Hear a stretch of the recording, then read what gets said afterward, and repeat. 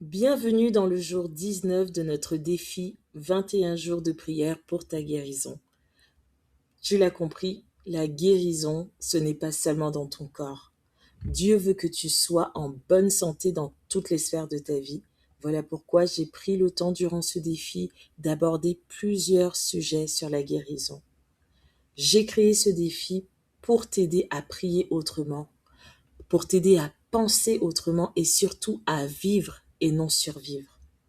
Alors, je me présente rapidement. Moi, c'est Shelga. Je suis infirmière clinicienne depuis maintenant plus de 15 ans. Je suis certifiée en psychologie positive et surtout, je suis une femme guérie par Dieu qui aujourd'hui a à cœur d'aider d'autres femmes à guérir elles aussi. Alors aujourd'hui, mesdames, on va mettre en lumière un sujet qui est sensible. Je préfère vous prévenir. Je vais parler aujourd'hui des blessures familiales. Alors, je ne connais pas ton histoire, je ne sais pas ce que tu as vécu, mais tout ce que je sais, c'est que Dieu m'a dit en préparant ce sujet, je veux guérir ton cœur brisé.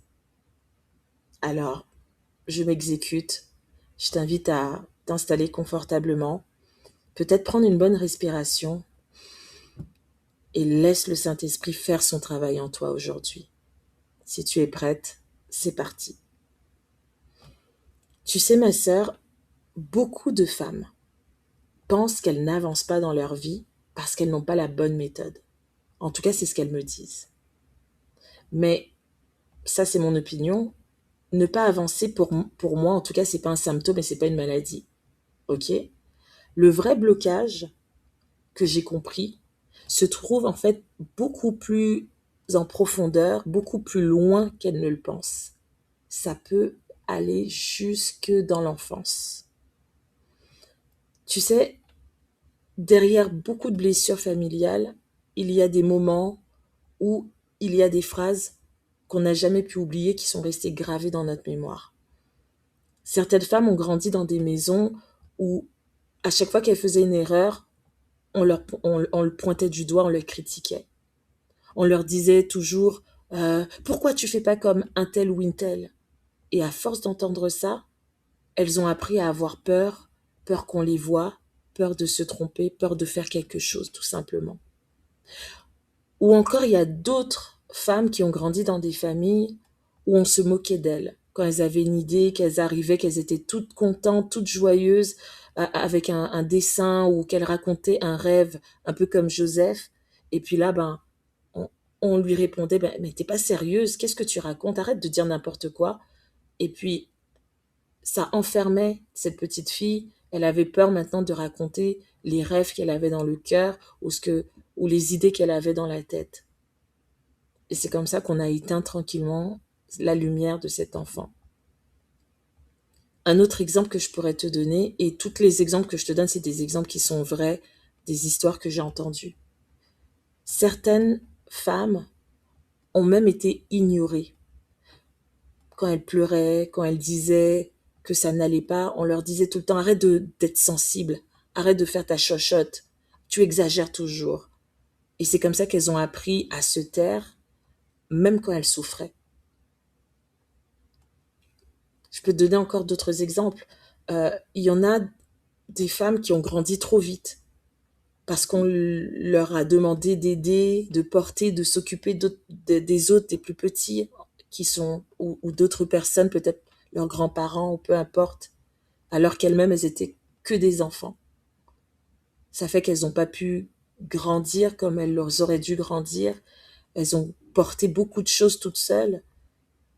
Et ça fait que ça devient des femmes qui ont peur de demander de l'aide quand elles deviennent plus grandes. En tout cas, tout ce que j'essaye de vous dire aujourd'hui, c'est que parfois, quand tu vois une femme qui est forte, une femme qui est souriante, une femme qui est mature devant toi, toi tu dis, oh, waouh, cette femme, elle est extraordinaire, elle a tout compris, oh, la vie lui sourit. Sache qu'en réalité, tu n'as aucune idée des batailles qu'elle a dû traverser pour pouvoir être la femme qu'elle est aujourd'hui. Alors, toutes ces histoires, qu'elles soient grandes, petites, c'est pas ces histoires-là qui font en sorte que tu as une identité en Christ. Ça a installé quelque chose en toi qui ne ressemble pas du tout à ce que Dieu aurait voulu pour toi. Tu as adopté un réflexe de protection. Ça fait que quand tu deviens adulte, quand tu deviens plus grand, bah ces blessures-là, elles vont te poursuivre. Et même si tu as donné ta vie à Christ, même si tu pries, même si tu es une servante de Dieu, il reste parfois dans ton cœur, comme je te disais, cette petite voix à l'intérieur de toi qui dit « et si ?» Et si je fais telle chose, on pourrait me juger. Et si j'échoue, je rate telle chose, on pourrait se moquer de moi. Et si je me mets à parler, à donner mon opinion, on va dire que j'exagère. Si je fais ci ou ça, on va me rejeter. Est-ce que vous comprenez le dilemme que peuvent vivre ces personnes-là? Alors, les blessures familiales ne disparaissent pas parce qu'on grandit. Ça, c'est faux. Elles vont au contraire se transformer à l'intérieur de toi. Et comme je te disais, ça va donner des attitudes à ces femmes-là qu'elles n'auraient peut-être pas développées si elles n'avaient pas vécu ces blessures, si elles n'avaient pas été blessées dans leur enfance. Ce qui fait que maintenant, devenues adultes, elles ne font que répéter ces blessures-là. Mais ça, c'est jusqu'au jour où l'Esprit de Dieu va dire « Stop, assez, c'est assez ». Parce que oui, c'est la bonne nouvelle. L'Esprit de Dieu peut dire « Stop, c'est assez ». Et c'est exactement ce que Dieu veut faire aujourd'hui, ma sœur. Dieu veut te rappeler que tu n'es plus cette petite fille qui a été traumatisée. Il t'appelle enfant de Dieu. Dans sa parole, il dit que tu es adopté. Il dit que tu es choisi. Il dit que tu es aimé. Et il te dit que ta guérison commence aujourd'hui même. Alors oui, peut-être que ta famille t'a blessé. Mais dis-toi que ta famille ne détermine pas ton identité en Christ. Ton identité, elle vient d'en haut. Même la Bible nous le dit. Il dit que vous êtes la prunelle de mes yeux, que vous êtes un peuple acquis, que je vous ai gravé dans mes mains. Ce sont des paroles que tu retrouves dans la Bible. Dieu t'a donc adopté, il t'a appelé par ton nom et il t'a positionné. Alors, quand Dieu te regarde, il voit pas ce que les hommes voient. Il voit pas la honte, il voit pas le rejet, il voit pas le manque en toi. Il voit sa fille, son enfant. Il voit la créature merveilleuse que tu es. Il voit cette femme qu'il avait déjà imaginée bien avant ta naissance. C'est ça que Dieu voit. Alors, aujourd'hui, j'aimerais te partager un secret que j'enseigne justement aux femmes que j'accompagne dans mes entretiens en privé. Parce que si tu es encore là et que tu m'écoutes, c'est que tu veux savoir comment Dieu peut te restaurer, comment il peut restaurer cette chose en toi. Alors mon secret, qui n'est pas vraiment un secret, parce que j'aime le partage, j'aime partager, ça c'est pas un secret. Ce sont les déclarations bibliques, mesdames. D'accord? Les déclarations bibliques, on m'a déjà dit, oh, mais c'est des affirmations positives, c'est des phrases positives. Non, ce n'est pas des affirmations positives, ce ne sont pas des affirmations positives, ce ne sont pas des phrases positives, ce sont des vérités spirituelles. Et ces vérités-là, elles sont capables de reprogrammer ton identité en profondeur. C'est la parole de Dieu, la parole qui est vivante, la parole qui agit, la parole qui transforme. En neurosciences, on sait que le cerveau croit ce qu'il entend de manière répétée. Je pense que je te l'avais déjà expliqué.